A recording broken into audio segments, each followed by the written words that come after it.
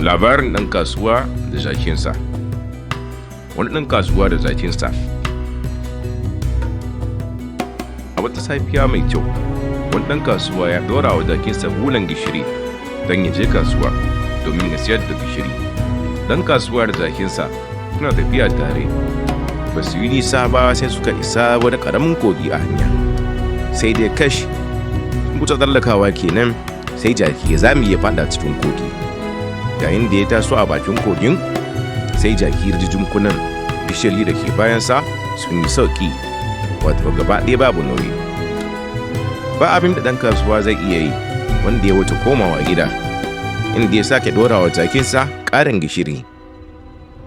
A inda suka sake isowa gabar kogi, sai jakin ya sake faɗawa cikin kogi.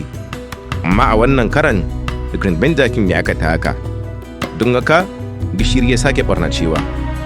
Wadda bayan haka, sai ɗan kasuwa ya fahimci dabarar jaki, sai ya ƙudiri niyyar sai ya koya wa dabbarsa hankali. Da ya dawo gida a karo na biyu da jakinsa, ɗan kasuwa ya ɗora wa jakinsa buhunan soso a bayansa. Da suka take tafiya kasuwa a karo na uku, da ya su bakin kogi, jaki da wayo sai ya sake fadawa cikin ruwa.